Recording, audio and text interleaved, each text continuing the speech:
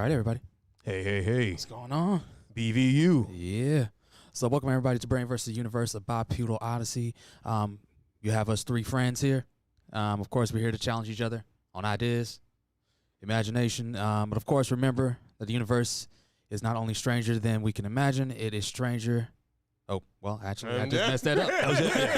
No, that It is was stranger than actually we it. can imagine. It is stranger than we can imagine. That's what we were trying to say. As you have, my name is Victor. You have Todd to the right of me. You have Cole to the left of me. That's a fact. Zep. Of course, always we want to make sure that we want to, of course, give a shout out to Outside In Theaters. They are the ones that are helping support us with this podcast. So, of course, if you want to, as well, always, if you want to help out with them, you can always go ahead and like and subscribe to their channel as well. Also, don't forget, if you can let us know how things are going tonight with our topics, go ahead and put some comments on down in the chat, and we will get started. I know Deontay better be here for this one. Hey, Deontay, man. Deontay better I be still remember. I still remember that crossover. How we was talking about that shit the other day, man. He was crossing it, and Austin was just, you remember Austin? Yeah. Austin was just standing still, and his feet just went.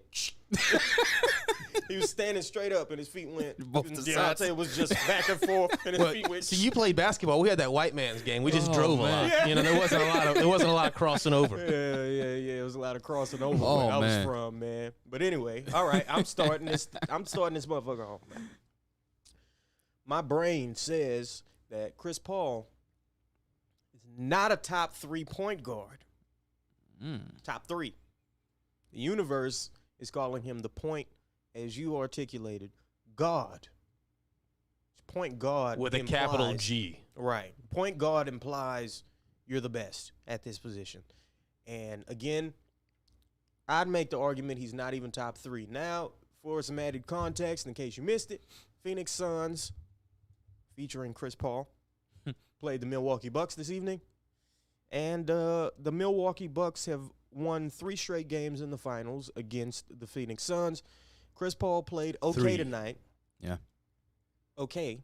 He had 20 points. He was 9 for 15 from the field. So pretty good efficiency, about 60%. So not his worst game, but games 3 and 4, he was absolutely horrible. I think he had a combined 17 turnovers through the first 4 games or something like that. He did, yes. Yeah. He scored 10 points in game 4. 10 points, not nearly good enough. And he was asleep so long. They fuck around and let Milwaukee get back into this. Also, before I go back into Chris Paul, I want to compliment Giannis because I've been critical of Giannis for years. The man is doing what I hoped he would do for the last, 3 years, which is take his big ass in the paint and just stay down there. And he has been doing that all series long, and wouldn't you know it? Wouldn't you know it? It's working out. Yeah. He's taken 8 jump shots. He was averaging more jump shots a game than he has taken this entire series, which is the NBA Finals. Right. Yep. He's taken 8 jump shots In 5 games. In 5 games in the NBA Finals.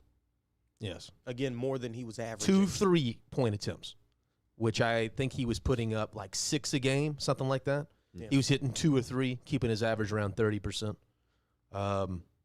Thank God someone, maybe God himself, had to tell him this, because you and I were like, someone's not giving him good advice here. Someone's either not giving him good advice, or someone's not giving him advice at all. I think that's an issue in the NBA, especially with superstar players. Is they don't have that homeboy like me.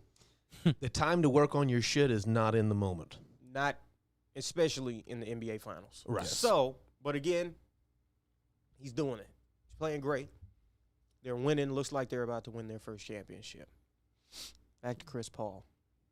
Not about to win his first championship. A point guard, man. He's a deity. He's a motherfucking deity. Chris Paul has had some of the most epic playoff collapses I've ever seen. Now, I'm speaking from the perspective of, as you remember, as probably both of y'all remember, Chris Paul was my favorite player in high school. I do remember. I loved Chris Paul. I wore the number 3 for Chris Paul. CP3. Kobe was always my guy, but I'd have another favorite. You got multiple favorite players, especially when you're a youngin. Yeah, I remember, bro. Kobe. I bet y'all $20. Bet you $20 on that series. Yeah, yeah. I wore my hair like Kobe. I wore the Kobe shoes. I wore the number 3 for Chris Paul. And then he disappointed me over and over and over again.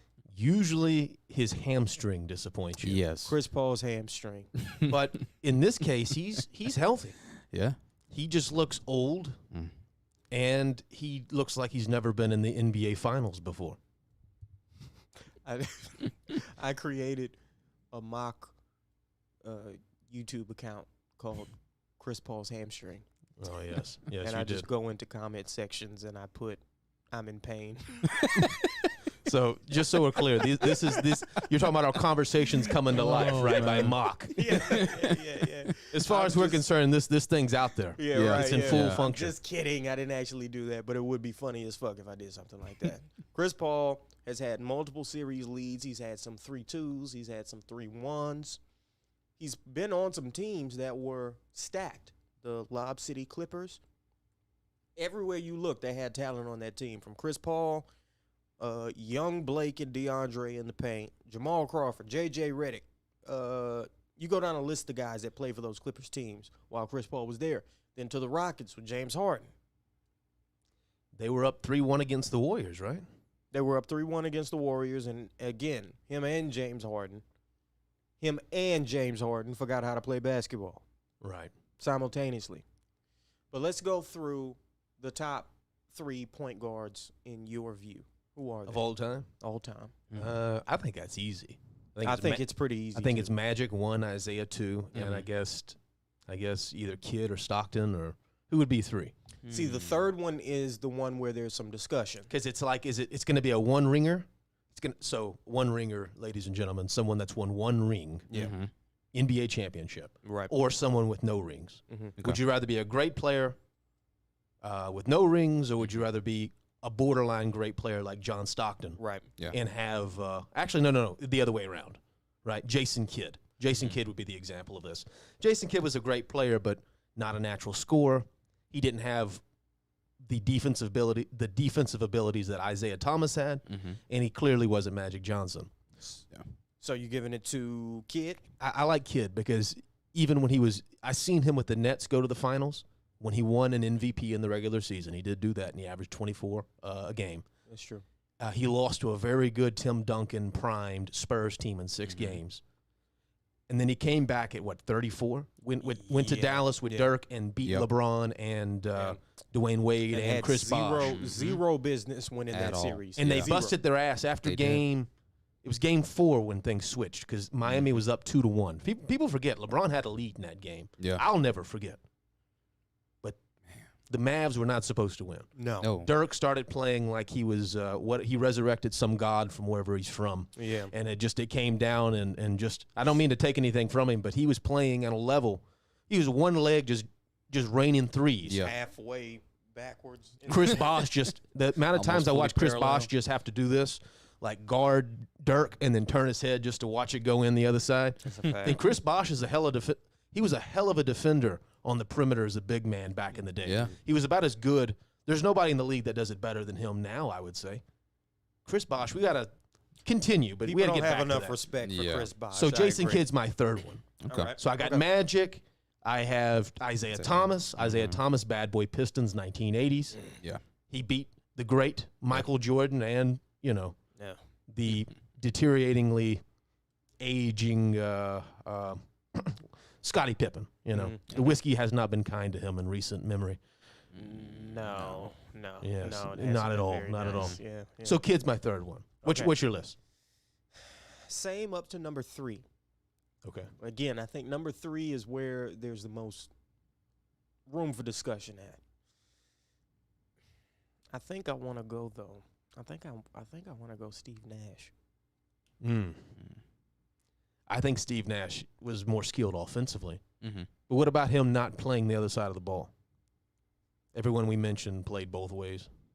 See, with Kidd and Nash, they might even out in my view because one is so much better on offense than the other, and Kidd is so much better on defense than the other. Right. That But Kid has a championship to show for it. And he's been to 2 finals. Right. One where he was the dude and he lost to the Spurs, which Nash knows what that feels like. Every year. Yeah. Every year. If Steve Nash had not been in the Western Conference, I think he probably at some point would have gotten a ring. I At think some so. point. He'd have definitely been there 2 or 3 times Yeah. in the East. Because Right. those Phoenix teams, people forget, they were wire to wire the best basketball teams for like 2 or 3 straight years. Yeah. Then they would run in either to the Spurs or Kobe's Lakers in the playoffs. Yeah. Right. So so you'd have Steve Nash, 2-time MVP, 2-time MVP, 50, 40, 90 guy twice, right? twice. Yeah. And was the first guy, I think, to do it twice. Steph has blown him out of the water. I think he's at 4 times at this point. But, yeah, so actually, you know what? Actually, I think Steph only has – he has more? 50, 40, 90s? Yes. I believe he has 4. Right. 4 years. I love how we just I totally actually- forgot yeah, about I was Steph about to Curry. say. Yeah. Yes. Yes. Actually, you know what? If our ladies and gentlemen? broadcast goes down, because Steph Curry might even be better than Isaiah. Right, yeah. So we might have people. There's probably somebody at home watching this. But Yelling. he's such a good shooter that you don't think Hey. about it. You just don't think about it. I'm sorry. Right, yeah. He's more of a 2 in a different era than he is a point guard. You know Not what? Yeah. I'm changing my list. I'm changing my list. I got Magic first. Mm-hmm. I got Steph second. Okay, I'm sticking with Isaiah second. I'm gonna put Steph over Isaiah. Steph is so incredible at what he does. Right. No, He's one of the few guys that halfway through his career we're saying he's absolutely the best at that thing that he does. We don't do that in pretty much any other context. no. It's not until the last maybe even Kobe didn't get greatest type of respect until his last year or so. And what's amazing is since the league has moved into the shooting thing that Steph Curry helped bring about, he's still the best of that new recruitment process. It's not close. You're recruiting from high school and college to be great shooters, right. where Steph just decided to be one. Yeah. Does Trae Young even, I don't want to say does he go to the NBA, but is he as, I don't know. I feel like Steph kind of opened that door for these guys. When Trae Young dies, hopefully he's 90 years old, he needs to give some of his inheritance to Steph's grandkids. Yeah. Okay? And that's all I'll say about that. Yeah, maybe Dame. As good as a player as he is, I think he'd have been looked over big time in a different Yeah. era. And the logo 3 thing, like that wouldn't be a thing in the league at all if not for Steph Curry. Nobody else would even be allowed to shoot that shot. No. And I would argue nobody else should be allowed to shoot that shot. Trae Young shoots like, I don't know, 15% from back there. Dame Lillard shoots like 20. Steph shoots like 40. Yes. 40. And he won 73. I know they lost that year, but it was Game 7. And Draymond Green, if we remember correctly. Good old nut-kicking Draymond. Yes, that happened. But they did win 73 games that year. Yeah. 73-9. Now, to non-basketball fans, that just sounds like a bunch of numbers. But to those who know, it's almost impossible. It's the greatest record of all time for a reason. It was impossible until we saw it happen. The previous best record was From logo threes, basically, is how right. they did that. The 96 Chicago Bulls, led by Michael Jordan at his height. Widely considered the greatest basketball team that's ever played. The Warriors had that opportunity. I think we might have called them that if they had won. I would have had to have gave it to them if they had the better record and won the championship. Yeah, And especially if they'd have beat LeBron in 5 games, Yeah. which is what it would have been. That's what it looked like was going to happen. right. After they lost that first one, I know that LeBron had to come back and win those games, but you believed by the time it got to Game 7, I certainly did, even if ESPN's forgotten. I thought the Mavs would win Game 7. I'm not the Mavs, Jesus Christ, the Cavs would win Game 7 because you've lost 3 straight games. Mm. The same reason why I think Milwaukee wins Game 6. They close it out in 6. Ain't that gonna be a shit? Chris Paul. If Chris Paul, we said this at the beginning of the series. This series is the make or break series for Chris Paul's legacy. Okay, so if Chris Paul wins, If Chris Paul wins, does he in your mind get into top 3? nope. I don't think so either. How does he jump Isaiah?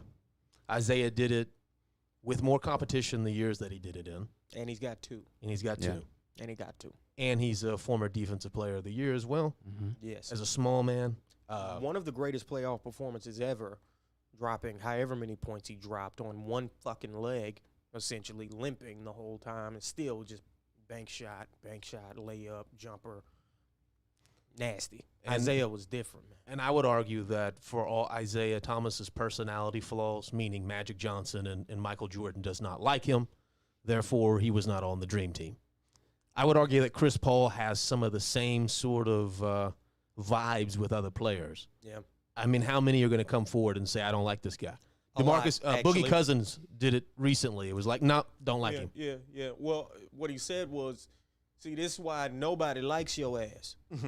I forget what Chris Paul did, some passive-aggressive thing that he always does. Oh, he flopped. Right. This is why nobody like your ass. And Boogie is a real one. So I believe Boogie. Chris Paul does not have the best reputation. I think his relationship with LeBron James has helped his career along immensely. If he wasn't besties with LeBron James, I don't think we would be discussing him. Would he be the players president without LeBron James? No, because half the league can't stand him. I don't know how he would have gotten enough votes. I agree. Yeah. It's an elected position. You can't convince me that LeBron James isn't an excellent politician. I see that every year.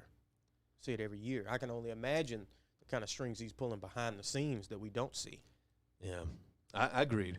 CP3, I feel like part of the reason this is working in Phoenix.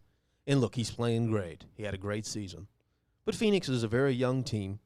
And Devin Booker seems like the personality to me that needed someone like Chris Paul. So this was a match made in heaven. I don't know if Chris Paul could go to an already, well, I'll tell you he can't, because the Clippers and the Rockets were teams like that, where he was supposed to come in and be the general for those teams, and he ended up just clashing with everybody because he deep down around his peers, he's got some, he starts sweating around the ears, if you know what I mean. That's where all that flopping comes from. You remember when he tried to fight the Clippers, man? Tried to fight the Clippers. He snuck through the back. And they called the police. Don't trust a man that sneaks. Any man that's got to sneak through the back, come through my front door, motherfucker. Hey, man, if Chris, man, I wouldn't call the police on Chris. I'm 5'6", and I wouldn't feel like I needed to call the police for Chris Paul. No. Like, my nigga, go home. And apparently the guy he was after was Pat Bev, right? Yeah. Pat Bev and Rondo. And neither one of those guys, I think, are afraid of Chris Paul. We know Pat Bev isn't. The man straight up just tried to push his soul out of his body. I think he did. I think he gave that motherfucker whiplash. I actually, before I even see it happen, I didn't see it in real time. But 5 minutes later, Twitter let me know that it happened. Yeah. Right. Yeah. And I'm thinking, this couldn't be too bad. Then I see it, and I'm like, that might be the worst push I've ever seen before in my life. Pretty bad. In basketball. You got some real head whip, some real whiplash action going on. So for all this reason, no, he can't be in my top three. My top three, I got dogs in my top three. The only one I'm not, if someone's coming up there, it's going to be Steph. It's going to be Steph. Is Chris Paul in your top 5 point guards of all time? If he wins, yes. If he loses, you don't ask me where he's at. Okay, so if we agree on the top 3, even if the order's different, Magic, Isaiah, Steph. Kid at 4th for you? Then Nash at 5th? No, I don't. I'm not as high on Nash's. Not as high on that? Yeah. Okay. Kid at 4th, who would you put it at 5? Stockton? Yes. Stockton I put John, Okay. Pistol Pete. Yeah. Pistol Pete was a bad motherfucker. Yeah. He led the all-time assist leader. That's a big stat. And he averaged more than 10 every season he played, I'm fairly certain, which is hard to do. Yeah. In an era of Magic Johnson.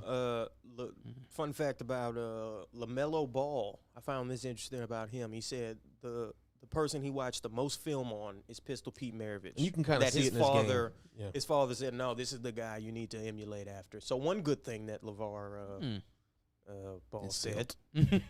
Like, all right, I'm not mad at that at all. I would have loved to have been a fly on the wall when LeVar Ball pointed to Pistol Pete and said, I want you to be like this man here. It almost sounds like fiction saying it, doesn't it? It does sound like fiction, doesn't it? But when you see his game, I actually do see a lot of resemblance there. Yeah. Because he's not the purest shooter or scorer. Just like Lonzo has this problem. The difference is Lonzo, he gets scared. And I don't see that in his younger brother. Right, Maybe that's because he went overseas. Maybe his dad made the right call by pulling him out of college and had him go play against grown-ass men overseas. Yeah. Because that's what Luka has. Right. I see a dude that's just been around grown-ass men his entire life, and he's looking at these guys like, I'm not, all this peacocking shit you're doing isn't going to scare me. Right. I see the same thing with LaMelo. I don't think he's scared. What? Okay. I don't think he's afraid of Michael Jordan being his boss and all that type of shit. And a lot of people are. Is there a young point guard, LaMelo, Donovan Mitchell, Jamal Murray? I'm sure there's somebody I'm blanking on right now that could be a top 5 point guard by the time their career is over. A young guy, Trae Young. I'm sure someone could do it. Who's most likely? Well, the position of point guard, who's a real point guard anymore? I'm thinking true point guard, right? Mhm, Like right. Scoring is not their first intention. Right. It's usually passing. But they're not a liability as a scorer. But they either. can score well, right? Great handle, smaller. Magic is the exception to that rule. I don't know if we can put Luka in point guard territory. I feel like He he's does more like bring the LeBron's. Point forward, Right. because we got all this positionless basketball, so these conversations are going to get more and more complicated as we go on. But I like Donovan Mitchell. I like Jamal Murray. I like Trae Young. I like LaMelo. Dame. I don't think any of them got it, man. No. And I don't Dame, think so. I think Dame they're all actually doesn't fit the criteria you put out there. pass first, score Yeah, he second. shoots too much. Dame is a 2 guard in a one's body. Right. But he has to run. This is the reason I've thought about this a lot. If Dame would adjust his game, he'd be damn good.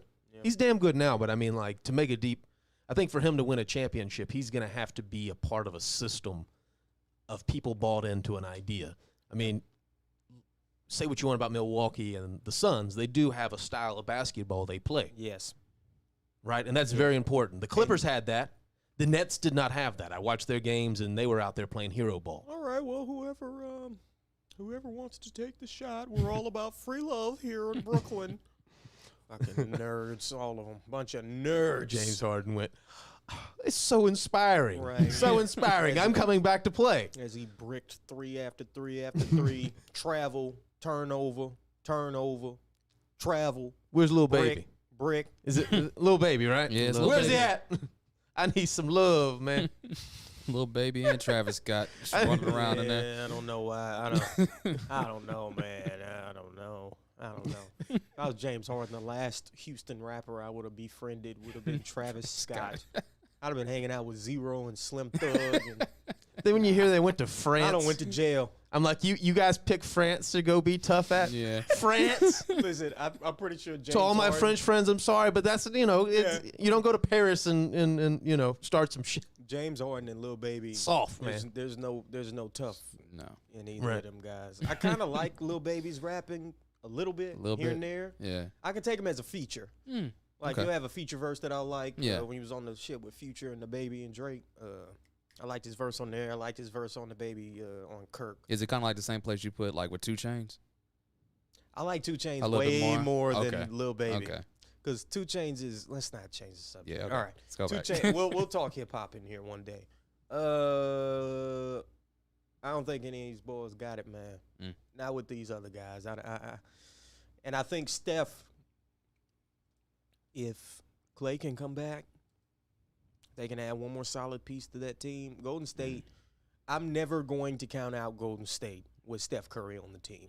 No, and you trust Clay, too. And I trust Clay. I trust Clay more than I trust most, like the number 1 guy on your team. I trust him more than any number 2. I trust Clay. I trust him more than some number 1 guys. Agreed. Yeah. I would. Listen, this is gonna be a hot take. If I had a choice between healthy Clay and healthy Dame Lillard, Oh, we already know. I'm taking Clay. I don't think that's a if hot there was- take. No, at all. you don't think That's so? already. Because Clay, people forget how good Yes. this dude can score like no one else. It's not a Adam. hot take to you. People, I think Klay Thompson is one of the most underrated, undervalued players I think I've ever seen. This motherfucker dropped 60 3/4. 60. Okay, let me put it this way. If you think it's a hot take, meaning you've stepped over a line and I think you're wrong, if you feel that way, speaking to the, to the crowds, whoever's there, yeah, I don't think you know basketball. I think because real basketball people, they have more respect for Clay. They have as much respect for Clay as any basketball player you could name ever. Yeah. Because that's how dependable Clay is. It's a fact. That's a fact. This man has 2 career-ending type injuries, and we still believe this man's going to come out like a soldier Put some respect on him. and drop 30 again someday. I'm going to tell you what Clay problem is. All right. He's too loyal. He got his medical work done at Kaiser. He got his medical. You saw that Kaiser commercial he did when he was coming back, and I looked at you and I went, "Oh no, Failure." Shit, I thought I defeated you. Yeah. Kaiser sucks. I can't even get fucking blood work done through these motherfuckers. At Oh, Kaiser. it's not covered. They suck. I'm dying. It's not covered. Not covered. Oh, what? All I need is an IV, sir. We ain't got it. Not covered. Reusing needles and shit over there at Kaiser. I'm just kidding. It's like, what? They ain't that bad. What are you guys good for? But still. We got a Z-Pack. It took, yeah, right, yeah. All those Cure Z-Packs. Me and Cole and had about 50 Z-Packs. That's why when we catch a cold now, it puts you down. Yeah, no, Down. I was depressed the other day. Someone recovering from COVID, and what are you doing? How does this look? They got some antibiotics, and yeah, it was a Z-Pack. And I was like, that shit doesn't do anything. They've been giving you that since you've been 7. Oh, God. At least 20 times a year. So just for some added context, and then we'll move on. This is a running joke Cole and I have about Z-Packs and the garbage doctors where we're from, and them giving us a Z-Pack, which is antibiotics, is 7 pills? You take 7 pills. Right. 1 the first day, 2 the second day, 3 right, the third day. Shit like some that. shit like yeah, that. Some shit like that. And paint by number for antibodies. Yeah. and it came up in casual conversation that every time I got sick, my doctor would give me a Z-Pack, regardless of what it was. And then Cole mentioned as well, his doctor too. So I think what was going on is our doctors didn't exactly know what the fuck they were doing. Right. Whether you had a cold, the flu, an STD, Gunshot wound.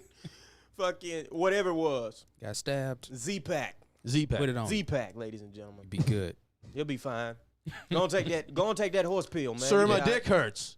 Z-Pack. Z-Pack. Yeah. 3 days, and it'll be good as ever. If it's still hurting in 3 days, you call me back, okay? I'm gonna give you another Z-Pack. All right, Cole, it's on you, man. What you got? Well, I have been listening. I've been on a binge of like ancient prehistory lately. Okay. The prehistory, literally before writing. Okay. So there's no document because it was before they made documents. Right. And for some reason, internet skeptics tend to think that nothing must have happened before there was writing. Right. It's an incredible assumption. If there's no tweet, That's more incredible than creationism, in my opinion. If there's that no at some tweet- point in time we didn't do anything. did it happen? If there's no tweet about it, Right. Mhm. Right. If no one wrote a poem about it, did it happen? did it happen? I don't know. Right. Of course it did. Also, oral memory. That's a big part of like learning about like all the prehistory historians have to get a PhD in oral literature. Mhm. Word of mouth. And back then it worked more like, to our best understanding, it would be more like an actor. Like an actor that is very into Stanislavski, for example, just to use a very, caricatured version of every actor out there. But here we are. Every actor knows a little bit about the method. Very misunderstood by popular culture, I would say. But in general, you are earthing yourself into a community, into another network of minds that's thought about this before. Mhm. And they're helping you tell the story and bring it to life. So just like an actor memorizes lines and they tell they go to a stage and give it to an audience, or they go on screen and it's filmed and turned into a movie. That was an everyday thing. It was an oral tradition of basically, you think about like Rabbi Jesus doing parables all day long. That is still an echo of a deeper culture that was existing in the ancient world, which is you go around and do little performances for each other. And that's how you remember all your education. Everything you needed to learn was basically a religious, I'm using that word correctly too, mantra of sorts. You're going around and you're telling each other stories that have huge significance. And that's why we get the flood narratives later on. Mm-hmm. Every culture has them, right? They didn't all get together. There wasn't an internet back then, right? These people didn't even know they existed.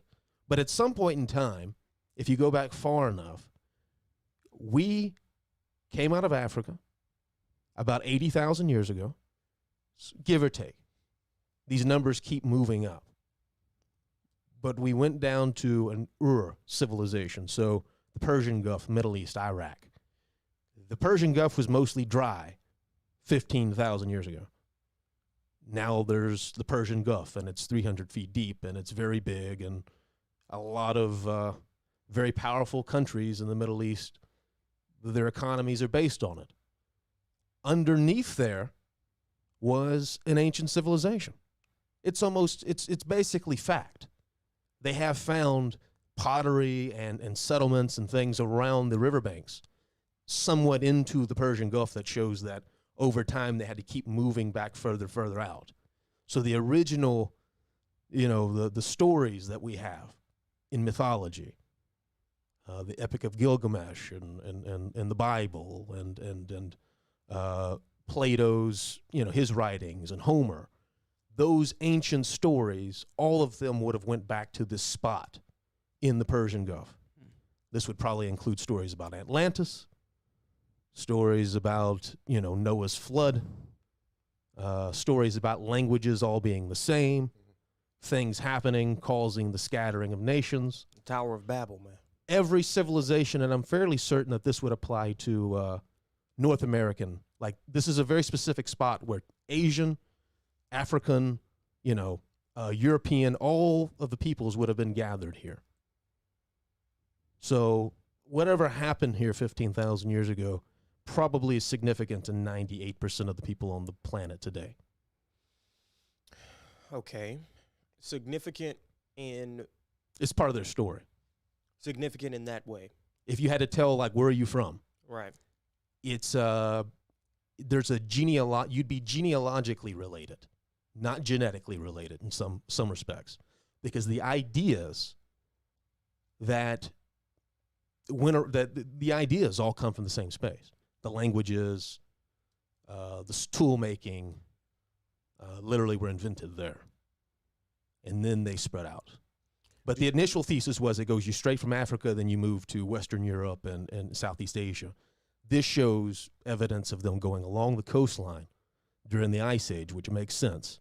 And they ended up, because everything was frozen, there was I'm just going to use it. It's heavy. I know this is heavy-handed here, but it was a paradise there. It's close to a paradise as you can have it. It was a warm area surrounded by ice. Probably was like gardens. Like a... Yeah. You mean like... Like farming, You mean like a garden of, I don't know, Eden, man? Yeah. I wouldn't bet on the lions laying with the lambs, but... Or the talking snake. Right. But... I don't know, man. Well... A talking snake, that's a different conversation. Yeah, that's there. a whole nother bag of worms. There's a whole other bag of worms bag of right snakes. there. I refuse to be too cynical, because I think that it's the same reason we should have found this out a lot sooner than we did. Okay, so then tell me about that. Why didn't we find out more about this sooner? Why not? There's a few reasons. First of all, you have to have government clearances to even work in these areas. This is in literally the Holy Lands.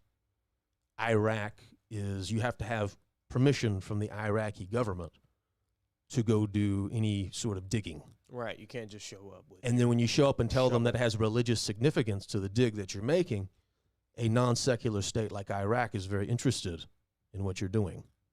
So doing, and this is not science. This is really hard to do science. Just going to be plain about it. So yeah, that's the biggest problem. It's a debate of ideas. And then the other issue is, well, most Western scholars have become so cynical because of all this stuff, they think there's nothing there to find. What do you think? Let's say we get, let's say we get the clearances, we get the funding, we get to actually take a good, long, hard look at what is in this area, underground, underwater. We get to look. What would the findings implicate for humanity? You said knowing more about our story. Right. What do you think that would do for society and maybe for you specifically? For me specifically, I'll start with that. For me, I think that, we're not going to get answers to, people want to go into space. You see all these billionaires going into space. Right. They're going up there for answers. They think there's something about the human story that needs to go into space. And I think most people agree with this narrative to some degree. Mm-hmm. And I think that could be the opposite way around. And yes, that puts me in the 20% crowd. But that, for me, we're going to pursue these storylines of where we're from and who we are and what makes us united. We're going to pursue those moments in history all the same forever. There's always going to be something like that. I think that this has a chance to make us go back and look at the history books again and add a little bit of folk, a little humanity to it. Everything's just so reductive. Yeah. I remember geology class in ninth grade. Painfully boring. They make you, and then if you're being taught this by someone that doesn't even believe in evolution, then you've got a whole another stumbling block to get ahead of. Yeah. And I would argue that most of our teachers didn't believe in evolution. Yeah. Because there's a reason why you don't remember hearing about it. Right. We took the quizzes and it was over with. We didn't discuss it. Right. Yeah. So I think this could just shatter for society, this could shatter a lot of bubbles on both sides. And those bubbles, they've been going on for about 200 or 300 years now. What do you mean by both sides? Both sides, both, secular piety and religious fundamentalism. Mm-hmm. Mm-hmm. Right. If you find that there was a flood 15,000 years ago that was regional, meaning it looked like the whole world to the people that wrote it, but it wasn't the entire globe. Yeah. That's a blow to fundamentalism, but I would argue that's a win for spiritual traditions. Yeah. Yeah. I think that would hit both of those sides. But the sort of secular piety of universities is this: there's nothing to see here. They'd be disgusted by the idea or the conversation itself, which I think is anti-education. Right. In my view. Agreed. I think we should be talking about everything. It shouldn't be boring. Yeah. Right. Yeah. Yeah. This isn't something. I don't think this is very complicated in the sense that if scholars go find out what needs to be found out and they tell people what they find, I think it's not complicated at that point to start realizing this is significant. Yeah. But yes, if you're trying to shut it up, which that's going to happen. Yeah. On both sides. Because once we go, and it seems like researchers and scientists are already pretty much in agreement that a flood did happen. Right. Roughly around that time. Once you go, the flood did happen, or some kind of flood did happen. Then what other pages in this book are we talking about real events? I think they're more scared of like the can of worms than we're using the flood as a specific example, but I think they're more scared of the conversations that will come as a result. But again, I think that's very odd for I'd say that's philosophically sophomoric. Yeah. Yeah, that's nothing to be proud of. It's morally bankrupt, I think, as well. Like you're putting your religious beliefs over the evidence. Right. Which is anti-science. And in this case, it's a secular disposition. Right. The problem is when you talk to a secular person about these conversations, priests and lab coats, they say they have no faith or any sort of political agenda here, and it's just not true. Yeah. And I'm a pretty secular person myself. So I'm preaching to myself half the time when I critique, just assuming we can just not have nothing to do with anything. This pure libertarian free will thing where we're just arbiters of our own universe, and we don't have. There's literally nothing else going on that matters. Do you think We're human beings? We go to bed at night and we think about things. Right. Yeah. Yeah. The what do I call it? The drive to explore in humans is a unique one. Right. It is a unique thing that it's almost like we have to do. You have to explore, find things. You have to hunt and gather, so to speak. Do we stand to learn more about the human condition by going to space? Is there anything to gain in that regard by going to space?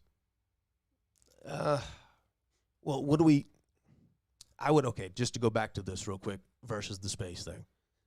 Myth. This would put the utmost importance on myth. You know, everyone loves the Lord of the Rings for a reason.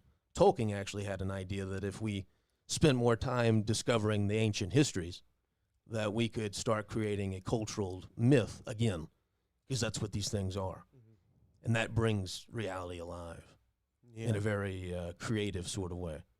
And art isn't a humanities anymore. It's a natural philosophy. That's a different universe. And it's one, I think, that's much more desirable than the one that we got at the moment, in my opinion. What if there's space is the total opposite of that. Go ahead. What if there's a 20,000-year-old demon down there, man? Well, you know, you're never going to know unless the genie. Here's the question. If you never let the genie out the bottle, then nothing ever happens. Leave that motherfucker in the bottle. So once you let him out. No, don't do it. Oh, I could see it. I could see that being an actual argument by Congress. United States of America releases a 100,000-year-old demonic dragon in the Middle East, and it's on its way. Can you see Ted Cruz going? There's some stuff, because I've seen this UFO thing. It's got a few of them to say this. Right, yeah. We know what it is. Well, what is it? Jesus Christ, this is what we all want to know. Demons. The demons, yeah. Oh, no. Oh, that's the worst thing it could be. I'd take aliens before demons. And what's funny about that, small segue, is I assume this was just a complete plea of ignorance when they said this. Then you look into it, it's like, I still don't think it's demons, but it's demonic. Damn it. I don't know. I'm joking. I might be parting ways with you on this one. I don't do demons. Y'all but know you that. see, I do agree with people that are worried about the floodgates you're talking about. Because, again, I would argue that the truth is somewhere in the middle. Yeah. There is some woo out there. Right. And that it doesn't give a shit whether you believe it or not. So I don't really. Yeah. You know, I mean, it ain't going to change what I think I know. If that makes any sense. It does. I find this. If the best argument is you're eccentric, you're deranged, it's like, okay. Yeah. Yeah. Show me your life, buddy. Yeah. Yeah. If you've got your shit so figured out, because usually that comes from a place of like, oh, we're Westerners. We know better than to have any kind of. The only woo I want is, in the desert in my meditation tent. That's the only woo I want. Mm-hmm. Anything beyond that, well, that's, I don't want to talk about chakras and all this other stuff. Oh, you're into yoga. You're into these things. Right. I think they're pretty cool myself. Right. But the rest of it's a little too far for you. Mm-hmm. Mm-hmm. Even though it's universal and everybody else on the planet thinks there's something to this. Anyway, just saying. Yeah, man. I don't know. This might be one of our lifelong battles to fight is the idea that, evidence and mysticism are not, or science and religion or, magic and technology are not exactly disconnected. They're not the same thing, of course, but there does seem to be something going on between the spiritual. I hate using the word spiritual because every white girl in Los Angeles calls herself spiritual. I'm a black man. Okay. It's a vacuous term, too. If everyone says it for different things, it doesn't mean anything. Right, exactly. So I've been using the word mysticism. I find people are usually a lot more comfortable with that word, too. Mm-hmm. Me, too. It's not as charged as other terms in this, it's more topic. Honest, too, that you're spiritual can seem like I'm really, I'm an atheist into astrology type thing. Right, which are just off the worst people. I'm sure someone doesn't like the way that sounded, but if you just think about it for a second. No, I'm going to say it. Yeah. If you just think about it for a second. You can't tell me you're an atheist and then talk about astrology. No. Right. No. Astrology is ridiculous. in a religious context. It makes no sense. It makes no sense. If you base your day on what your horoscope said, God bless, good luck, goodbye.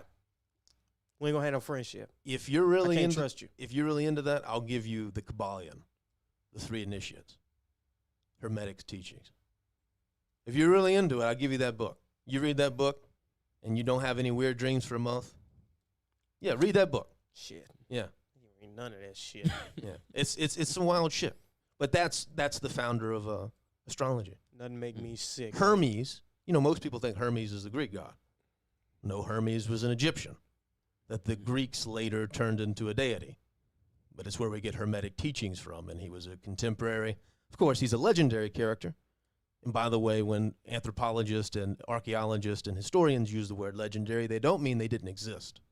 What they mean is there was a historical setting that mytho-history got revolved around. And so there was a Hermes of that time who taught the initiations into the ancient occult religion. Yeah. He would have been a contemporary of Abraham, so he would have been. Anyway, most kind of esoteric societies got their start with Hermes, Yeah. and he was That's so interesting. influenced. He was so wise that the Greeks turned him into the god of wisdom, and then turned him into a white guy. But that's neither here nor there. Definitely turned him into a white guy. Right. That was the first thing they did. And it was a couple thousand years later. Yeah. You know, Yeah, I know. so the real Hermes story goes back to Hermetic teachings, and he is the father of astrology. No.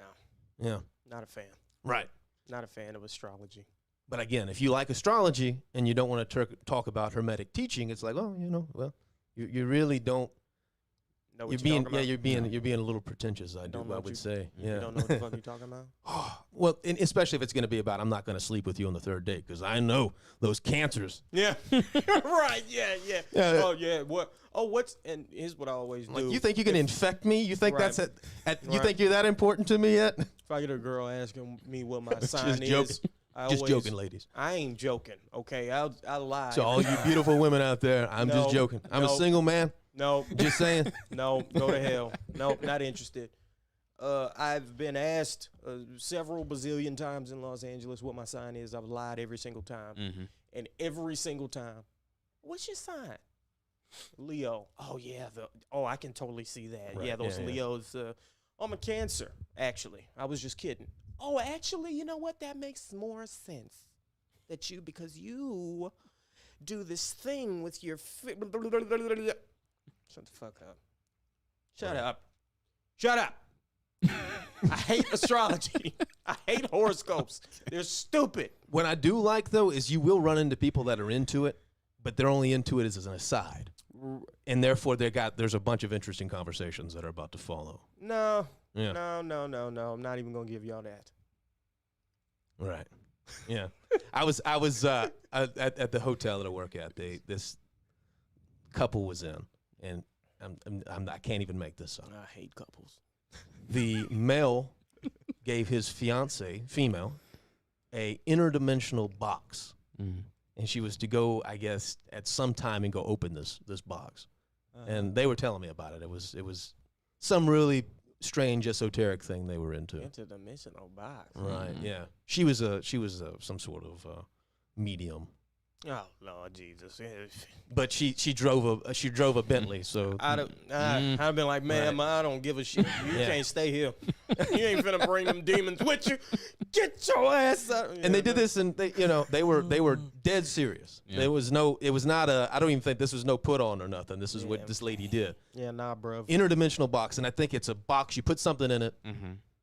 and then you take something out of it, and it this is how you communicate with some spirit. Yeah, I remember being on Wilshire down there. There's like Porsche dealerships on this street. It's like very, out in Beverly Hills, and seeing a storefront that said psychic medium, talk to your Right. past loved ones, and I went, for it to be there, it rented that storefront got to be at least 8-10. Oh yeah, some a of month. these secular atheists aren't really secular atheists. No, yeah, you're gonna see a meat. That's that. As a guy who grew up around fundamentalist Christians, that sounds crazy as fuck to me. One of my good friends, y'all know him. He's kind of got into the UFO subject, but he is a staunch doesn't believe in anything. Right. Yeah. So this is like a guilty pleasure of his. And I'm like, Yeah. the problem is, I know you're into this. No one else does. Yeah. All your other friends that agree with you and everything, they don't know you're into it. They never So do. if we go play pool, I have to still be the dude that's into the woo. Right. Mhm. Yeah. Right? Yeah. But that happens, with me, that happens a lot, actually. Mhm. I'll get you to open up. Yeah. I'll get you confessing, man. Yeah. Oh, I'm still, what you afraid for? It's like when I heard that story about Richard Dawkins is afraid of haunted houses.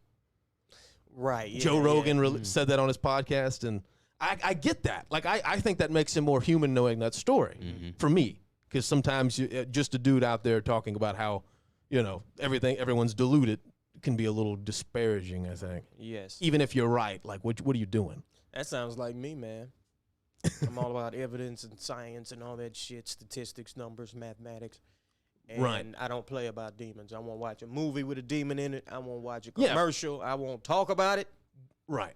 But you're also not, you also have a very reasonable opinion that seems to be in the middle on a lot of these discussions. On most things. Richard Dawkins does not. Except demons. A haunted house? Absolutely not. Absolutely. Right, yeah. I get it, though. Yeah, I get that, too. Oh, I get it, too. I wouldn't dare. Nope. Not interested. You can take your ass over to them haunted houses if you want to. I'll let y'all go together. No, we're going to no. Forget the haunted house. We're going to Skinwalker Ranch. No. I'm not. No, we're not, ladies and gentlemen. It's not gonna happen. Cole and Victor are going to Skinwalker Ranch. I'll see y'all when y'all get back. Y'all better not bring none of that demon action back with you. I'm gonna rebuke y'all all the way back to Skinwalker Ranch. Fact. All right, folks. All right, everybody. Of course, thank you all for being here. Thank you all for watching. If you want to continue to support, or if you want to support, you can find us, or you can subscribe to Outside In Theaters. You can also find them on social media at Outside In THTR, as well as you can also find us at Brain vs. the Universe on Instagram, Twitter. We're on all the platforms. So. BVU Pod. Yep. On Instagram. All right, everybody. See you guys